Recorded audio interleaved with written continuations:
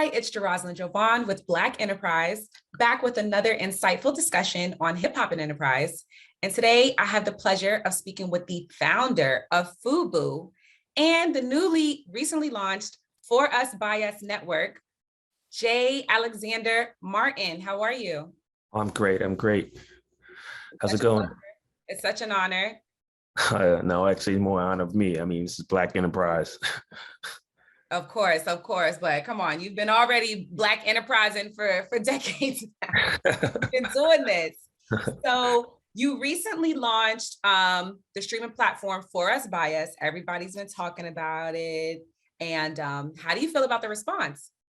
I think the response is great. I mean, I've been doing this for about 13 years. So, it's been a natural, day by day struggle to kind of get it out there, to get enough content to kind of, be someone in this space. Streaming space is very large. Everyone thinks of the Netflix and, and the Hulus and things like that. And I want to be able to compete. So I think I'm doing a pretty good job of giving people exactly what they want. I'm kind of listening to the consumer as well. And I guess our, soft launch, to me, I felt soft launch went pretty well. And we actually really starting in June with all our original series. So you said you've been working on it for 13 years, or it actually, okay. And so you've been planning for like the last decade. Correct. And watching trends around streaming you can tell us. Okay. Yes, no, definitely been watching the market. I'm actually attempted the OTT platform, about 10 years ago as well. I curated some great content just as well. And, just wasn't the right time to kind of come out. It just took me a little more time to get the proper funding to kind of get this moving. And now I'm there. Wow. Okay. This wasn't even a question I have written down, but just for a second, can you touch on the importance of like patience, in business? A lot of us, we have aspirations and goals, and then we think like, oh, if it didn't happen now, it's not going to happen. And I know for me, I'm not really great with consistency. I'll start something and I'll keep it going for some time, but if it's not getting the response that I would hope for, I'll kind of just get too discouraged to keep it going. But you said you've been working on this for 13 years. So, and you started FUBU. Like, tell us the importance about patience in entrepreneurship. I mean, that's the key to entrepreneurship. I actually wrote a book, Money Makes Me Crazy, and another book called Building an Empire. And in that book, I tell a lot of people about the fact that, you have to just, again, like you said, be patient. I look at things like in business as almost like a slingshot. So the further you go back, the further you go back with your slingshot. And once you let it go, how far are you going to go? So that's like the obstacles and the problems and all that things that people think about and go, oh my God, I can't do this. Or I don't get support from my friends and stuff like that. I don't pay attention to that. I just keep going. And I look at every problem which I really call a solution. And I have a vision brain. Most people think of goals when they think of anything. My goal is to this. I don't have a goal. I have a vision. I just keep going. I don't stop. Mm-hmm. So now with For Us By Us network, it's still a play on the name of FUBU. Does the network at all serve as an extension of the FUBU brand that we all know and love? Well, I can go back to me. We were first started, my partner, Daymond John, Mr. Shark Tank, he created a hat. And from that, I had a vision to take that hat to a clothing line. And in turn, I'm just that type of guy. If I see something, I see a vision, I see where it's going to go, I'm just going to keep going again until it gets done. So I don't want to necessarily say it's an extension, because I think For Us By Us network is me. I believe that even FUBU is me, because it's just my desire to kind of achieve and just kind of get, stuff into the marketplace that we don't have. I've been working since 1992 to provide us with something, he who creates, or she who creates the media creates the world. rules the world at this point. And I think that with us, we have to have our, stories told the way it's supposed to be, the way we want to, without someone telling us, oh, we have to rewrite this, rewrite that. No, I want to see it how you thought of it. And that's what we're trying to do, give content makers a place where they can, be authentic and tell their stories. Yeah. And so, going back to FUBU, like you said, it started with a hat. We all know the story. Yeah. We love the story because it was just so major. It just became like a staple in Black culture. How did that feel? Even then, you guys were so young then, and being able to see that you created something that really shifted the culture. Well, again, when someone asks us, four of us, when we on stage, a lot of times they'll ask us, and they'll have to have that same question, and then the guys will be like, "Well, I didn't think it was going to be this. I didn't think it was going to be. I always knew what it was going to be because, again, I had the vision to say, hey, let's do it. I had the fortitude. I had the money. I had the drive, which you cannot achieve anything if you don't have drive, because that's it. If you don't have gas, you can't drive. And I have a whole lot of gas, and I'm not saying it I'm saying it in a funny way, but it is what it is. Like, I was in the military. I got out of medical discharge. I'm actually 50% disabled as we speak. And I just want to keep achieving. So, when I got into the military, it was a kind of concept of, I didn't know, I thought the world was my block. I thought that when I walk outside, that's it. Now, okay, there's a Manhattan, maybe I'm from New York. So there's a Manhattan, and maybe there's a Queens, and there's a Staten Island, and that's really it. And then maybe there's a couple of other states. But once I got to the military, it opened up my world to let me understand that there's more out there. And it's, you can't see everything. So what do I have to do? I just have to bring that vision back to the States and go, look, guys, what are we doing here? The world is bigger than that. And that's with the vision. So where'd you grow up, in Queens? Yes, Queens, New York. Yeah, I figured I was all from Queens. Yeah, so the borderline between Farmers and Hollis. So I was the kind of guy where maybe one year I'd hang on Farmers, and the another year I'd hang on Hollis. So I was very diverse. Balanced. You was versatile. Versatile. I'm from East Elmhurst. Oh, okay. Yeah. So what were your views on entrepreneurship growing up in Queens? Well, again, now if I go back to me being personal, I'm adopted. So, with my family that I got adopted with, the loving family that I got adopted with, which I was blessed to have at this point. My mother, she's always was a woman that, kind of had her own job. And my father was a guy that just like, he's going to work. And he was in a business that he worked in a business that was, wasn't really employed by that many Black men. So for him to start as a clerk and go all the way up to vice president of his company, which was called the Depository Trust Company, if I can recite it right. And like I said, my mom was always that kind of woman that's, look, I'm going to do it myself. I'm going to figure it out myself. I think, for me, I was a loner in that respect, but I think I just kind of watched from afar and kind of took those attributes. Yeah, definitely. That makes perfect sense. Now, you said you were discharged from the military, and then you came back home, and you're like rallying up your guys, like, come on, we got to do something. But what made you decide fashion, especially at a time when there were little to no Black fashion labels? Well, again, for me, I actually went into the Navy asking, was there any jobs in fashion?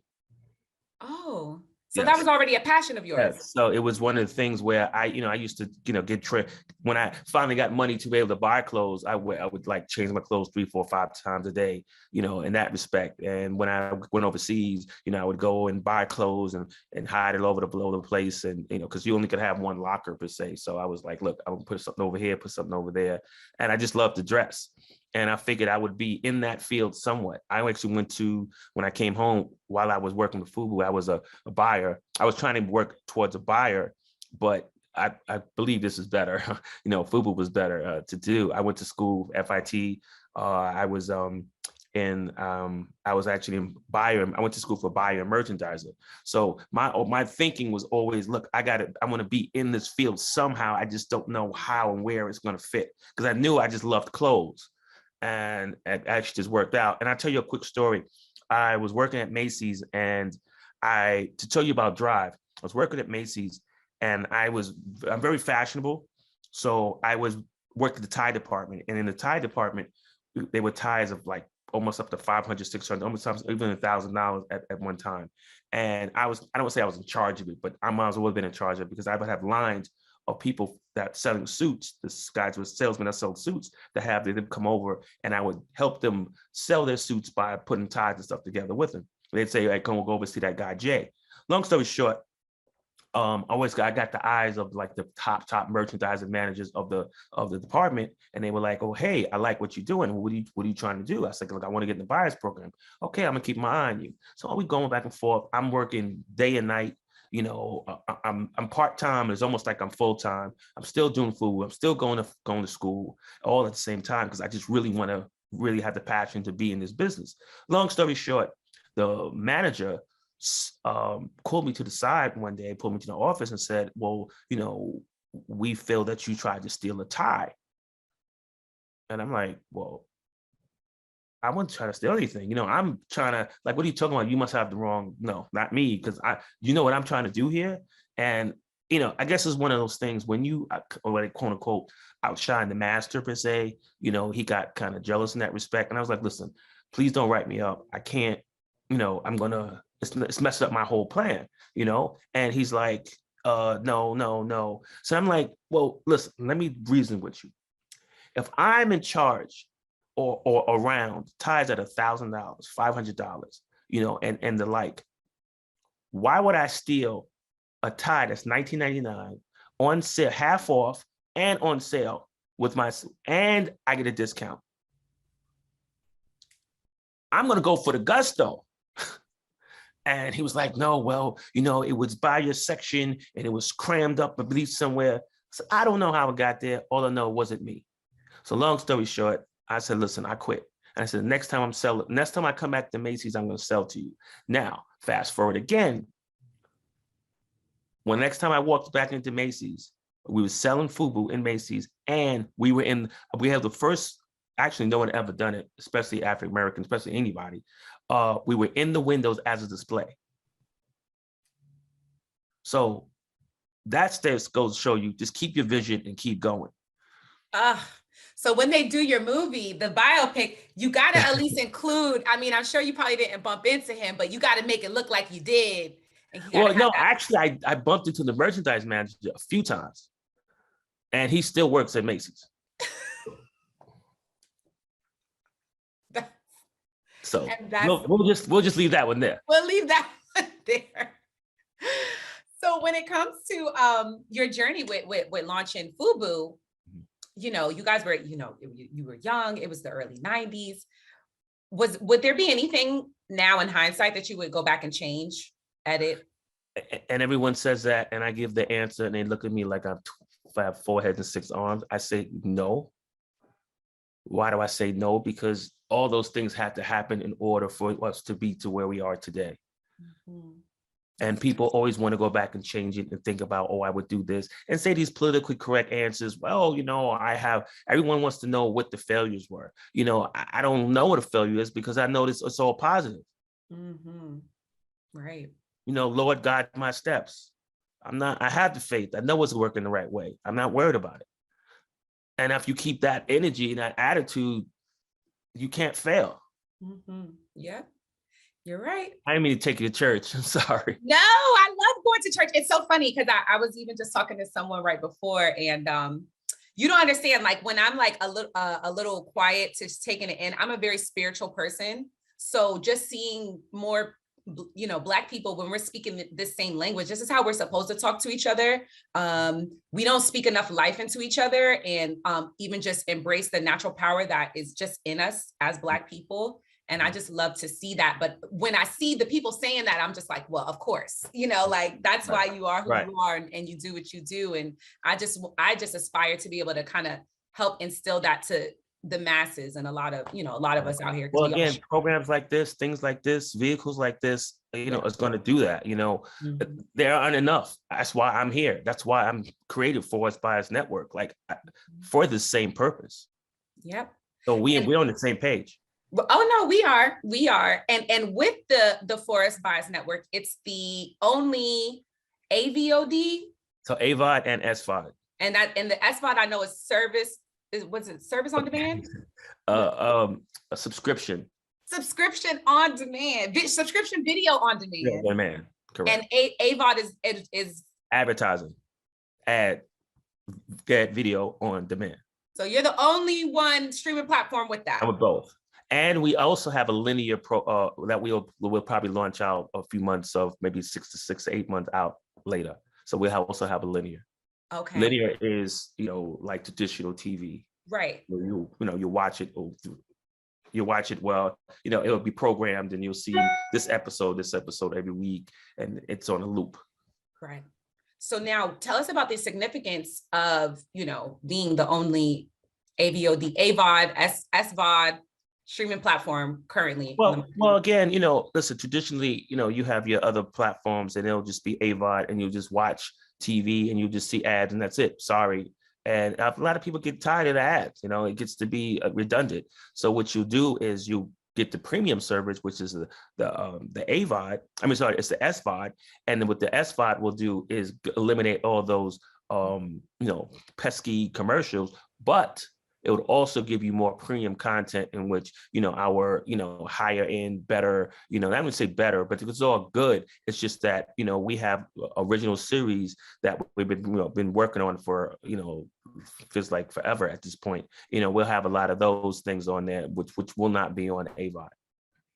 And what type of content are you looking to premiere on? Well, again, it's what's today. It's today's content. I mean, it's animation. It's what do you want to call it? I want to say, what's funny, and I like it to say urban, because we used to have a thing where they would put FUBU in the urban category. And I don't necessarily want to call it urban, but it is. But if in broad practicality to make sense of it, you're going to call it urban content. Right. I mean, you're going to call it, stuff that's gritty, stuff from the street, stuff from, from the heart, stuff from, other countries, stories of today, stories of tomorrow. Not necessarily too many docs per se, but more of just great stories and great writers, great people. And the like. But again, I and it's funny how I talk is kind of like real. When I do an interview, it's real personable and real cool and real mellow. So I kind of speak as I speak. I don't prepare. I just say what I want to say, what's in my spirit. So when I say urban, I don't want to keep saying urban in that respect. So I'm going to have to come up with another word. I feel the same way, because I use the term too, and it's like it's our way of, we don't want to say Black because we know Right. we know what it is. Well, I'm forced bias. Obviously, I'm Black. Obviously, it's Black. See, that's another thing Right. about forced bias network is we don't have to, and no disrespect to any other network, because again, the more the merrier at this point. But I don't have to do that. I am already 30 years in. Mm-hmm. I am who I am. FUBU, forced bias is me. I am the customer. I am I only giving what it's coming in that's going out. Yeah. So yes, but again, I don't want to keep calling it urban. I need to find a better word. It's going to come to you. It's going to come to you. And so so when the announcement was made, like I saw in the Shade Room, it was like sharing that Saucy Santana's getting a show. Yes, we all love Saucy. Yes. And was that something you guys were working on, or did it come to you? And what's your process for vetting the shows that people pitch to you? I have a stringent vetting process when it comes to people actually, providing content to us. But I have a great president and president of the company / production, and Rush Roberto Evans, and he's in charge of pretty much more of the reality. And we speak every day, if not every day, every minute of the day. And what the first thing we really want to put out and to give is to show and give a good light to the LGBTQ community. And we wanted to praise them in that respect, because again, I don't feel like they get enough light, and I felt it was the epitome of that and could show it in a great way, without, a fight.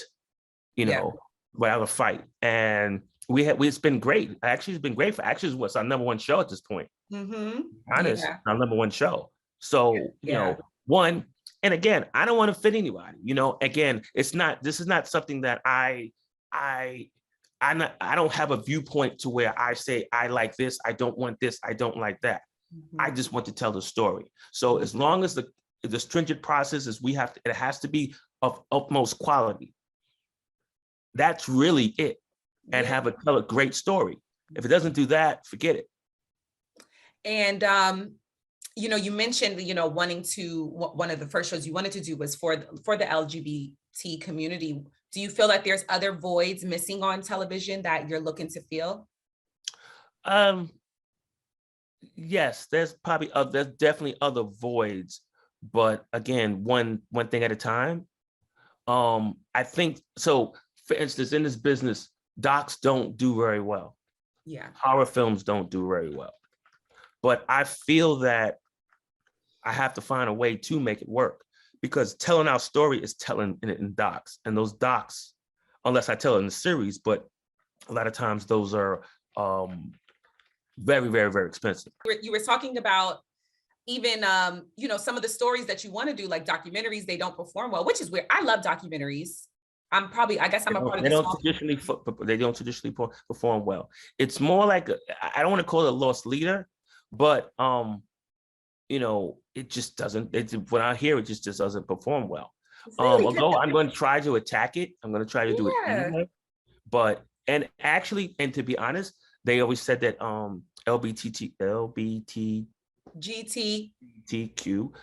that doesn't perform well, they say. But I'm breaking the barriers because I think that the demos are different. It's for in business, it's not necessarily what people say, because a lot of times I'll give you a scenario. Nipsey Hussle died, right? So an average company will go, well, blue sales are going off the roof. Oh, wow, we can't make enough blue. They don't know why. Because they're not the customer, they're not the client, they're not the demo. So they don't understand why it's selling. But they don't know that Nipsey Hussle just died. They don't know who Nipsey Hussle is. They don't know Crips. They don't know none of that. So they don't understand. So if you don't understand, or if you have a format and your format is too traditional, you're not going to understand how to pivot and move and where to go to. So the problem is you might have done, in your time, a lot of, because I speak to a lot of other streaming service presidents and vice presidents and chairmen and stuff, and they say it just doesn't work. And I'm like, it's because it didn't work for you doesn't mean it won't work for me. So I do, but I still keep it in the back of my head. So again, our first test was, Social Santana, and like I said, it's our number one show. Yes. And so, there's other Black-owned streaming platforms on the market that they've been facing criticism for what people are saying is just most of their shows that they heavily promote are focused on negative, stereotypical portrayals of Black culture. Is that something that you're looking to avoid with Forest Bias? No. Why do I say that? Because it's not I think if it comes to me, it has to come to me in the right way. Because again, that's real life. It's what everyone we go through. So you have to see it, but you have to see it from our point of view. Right. Again, when a film goes to a major network or goes to, let's just say major network, let's just use that to keep it kind of small. You come with a story, script, and they're gonna line it up, redline it, change this, change that. Well, why don't we say it this way? That's not how we say it. Well, because then by the time it gets on the screen, it doesn't mean anything. It doesn't say this. That's why it looks that way, because it's not what we wrote. Yeah. And you won't understand the meaning of why that happened. Yeah. Why do we wear our hat backwards? Or why do we wear our pants sagging? Why do we dress the way we dress? Why is this? Why? You don't know why, because you wasn't raised that way. Right. It's like me trying to do Schindler's List. Right. What do I know? Yeah. And it's funny too, because I've as been a a one bar mitzvah and I want to do Schindler's List. yeah. Right. No, everything you're saying makes sense. And as a viewer, because they, like you hear things about they're like, oh, the people watching the show. I'm like, I watch these shows. I actually do.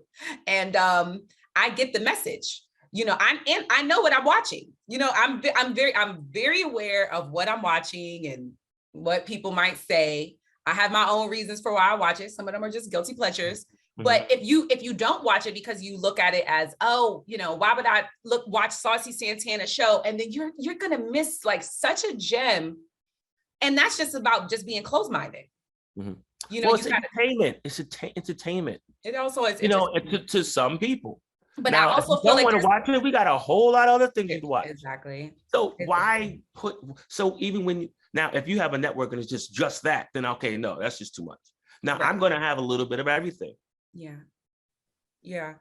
And you also, I saw on your Instagram, you recently received your doctorate in business administration and entrepreneurship. Yes, I did. Yes. What inspired you to go back to school after already? Actually, I did not go back to school. Okay. That was an honorary doctorate. So I don't want to. I'm not going to sit there and tell someone that I went back to school. I would love to. Yeah, because I know that I can achieve that. It's just I'm always so busy, and I believe that I probably did go to school every day in my heart because of all the things I've done. So I'm going to accept that one. It was dope to see. I'm like, I like that. I like that. And so, all right, you like you said, Saucy Santana show is number one. What other shows can we look out for from Forest Bias? Well, those are shows that are coming out in June. I don't want to say anything yet. I want everyone to be on their feet. We're going to start actually putting those things out there soon.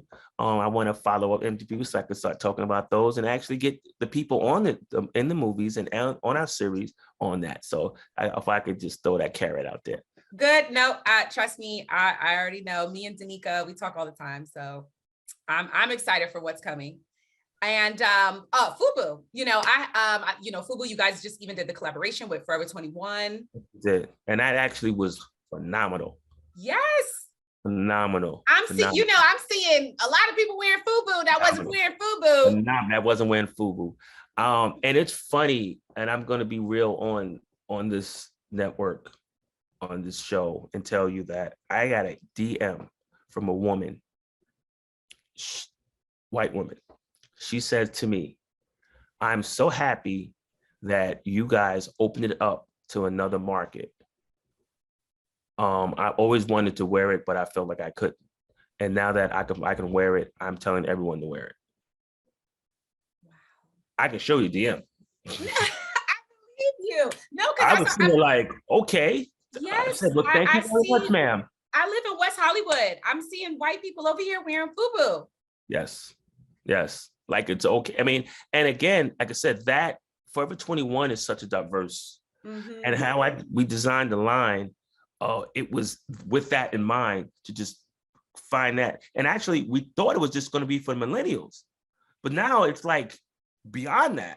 No, like, because of what FUBU represents. It's for what FUBU represents. So it's like it doesn't matter. Like I'm gonna be 65 years old. If I put on like a little FUBU top, it still just shows I'm hip, I'm trendy. Right.